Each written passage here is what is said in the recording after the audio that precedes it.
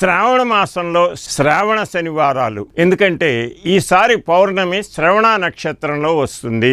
శ్రవణ నక్షత్రంతో కూడినటువంటి పౌర్ణమి కాబట్టి శ్రావణ మాసం అన్నాం. ఈ శ్రవణ నక్షత్రం అనేది కలియుగ వరదుడు శ్రీ వెంకటేశ్వర స్వామి వారి యొక్క జన్మ నక్షత్రం. అందుకని ఈ నెల మొత్తం వారి యొక్క నక్షత్రం పేరు మీద శ్రావణ మాసం కాబట్టి శనివారాల నాడు వెంకటేశ్వర స్వామి వారిని ప్రార్థిస్తే సకలాభీష్టాలు నెరవేరుతాయి. ఎందుకంటే కలవు వెంకట నాయక కాబట్టి కలిలో మనకి ఎటువంటి ఘోరాలు ఇబ్బందులు లేకుండా ఆనందంగా ఉండాలంటే వెంకటేశ్వర వారిని పూజించాలి. దానికి గాను ఈ శనివారాల్లో తెల్లవారుజాము లేచి చక్కగా స్నానం చేసి వెంకటేశ్వర వారికి అన్నమాట పిండి దీపారాధన చేసేసి కొబ్బరికాయలు కొట్టి ఆ తర్వాత ఆయనకి ప్రీతికరంగా పాయసం వంటి వాటివి చేసేసి నైవేద్యం పెట్టి ఒక్క పొద్దున్నట్టయితే కలిలో వెంకటనాయకుడే కాబట్టి ఆయన అనుగ్రహం పొందటానికి చాలా మంచి కాలం శ్రావణ మాసం.